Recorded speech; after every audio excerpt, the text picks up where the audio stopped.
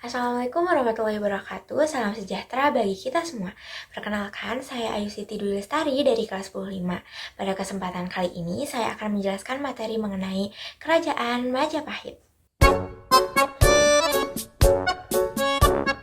Kerajaan Majapahit ini merupakan sebuah kerajaan yang berdiri sekitar tahun 1293. Tanggal pasti berdirinya adalah pada saat penobatan raja pertama, yaitu Raden Wijaya pada tanggal 10 November 1293. Konon katanya, kerajaan Majapahit ini merupakan kerajaan Hindu-Buddha terbesar yang ada sepanjang sejarah Indonesia. Pusat kerajaan Majapahit sendiri berada di daerah Trowulan, Mojokerto, Jawa Timur. Selanjutnya adalah raja-raja yang pernah memimpin kerajaan Majapahit. Yang pertama adalah Raden Wijaya. Raden Wijaya ini merupakan raja pertama sekaligus pendiri dari kerajaan Majapahit. Beliau merupakan menantu dari Raja Kertanegara yang tadinya memimpin kerajaan Singosari. Pada saat terjadi penyerangan, beliau mendapatkan pertolongan dari Arya Wiraraja, seorang bupati dari Sumeneb, untuk mendapatkan bantuan dari Jayakatwang. Kemudian beliau diberi sebuah tanah kosong di hutan Tarik di daerah Mojokerto yang sekarang disebut sebagai Kerajaan Majapahit. Kemudian pada suatu waktu Raden Wijaya meminta bantuan kepada tentara Mongol untuk membalaskan dendamnya kepada Jayakatwang. Namun beliau berkhianat kepada tentara Mongol setelah Jayakatwang wafat. Kemudian beliau menguasai seluruh Jawa Timur dengan gelar Kertajasa Jayawardana. Pengganti Raden Wijaya adalah Jayanegara yang pada kala itu masih berusia 15 tahun. Jayanegara ini berbeda dengan ayahnya. Beliau tidak memiliki kecakapan pemerintah sehingga beliau mendapat julukan Kalagemet yang berarti lemah dan jahat. Karena Raja Jayanegara tidak memiliki putra, akhirnya digantikan oleh adiknya yang bernama Gayatri yang diberi gelar Tribuana Tunggadewi. Namun pada saat pemerintahannya terjadi pemberontakan yang dapat diatasi oleh Gajah Mada.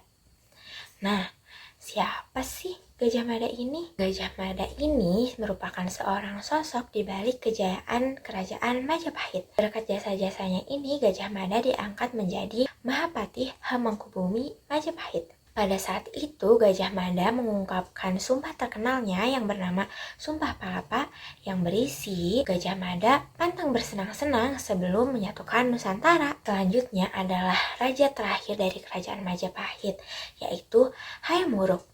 Nah, pada masa Hayam Wuruk ini, kerajaan Majapahit mengalami masa kejayaan. Pada saat itu, kerajaan semakin meluas hingga mencapai kawasan Asia Tenggara. Namun, tidak dapat dipungkiri peran Gajah Mada sangatlah penting di sini karena beliau sangat konsisten untuk mewujudkan sumpah palapanya tersebut. Pada masa pemerintahan Hayam Wuruk juga, karya sastra mengalami kemajuan yang sangat pesat. Selanjutnya adalah hasil kebudayaan, ekonomi, dan politik. Dalam bidang ekonomi, kerajaan Majapahit berkembang menjadi negara yang agraris dan maritim.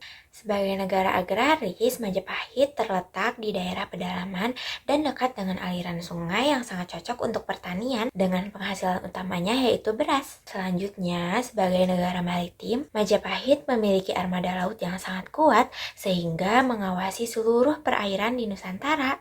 Kemudian dalam bidang sastra menghasilkan Kitab Nagara Kertagama dan Kitab Sutasoma. Nah, Kitab Sutasoma ini nih yang dijadikan sebagai sumber dari Bhinneka Tunggal Ika. Selanjutnya adalah sumber sejarah. Yang pertama ada Kitab Pararaton, yang kedua ada Kitab Sutasoma, ketiga Kitab Nagara Kertagama. Tidak hanya kitab, ada juga prasasti nih teman-teman. Yang pertama prasasti Gunung Butak, yang kedua prasasti Kudadu, ketiga prasasti Belambangan, dan yang terakhir adalah prasasti Langgaran. Mungkin cukup sekian yang dapat saya sampaikan, semoga dapat dipahami. Terima kasih telah menonton. Wassalamualaikum warahmatullahi wabarakatuh.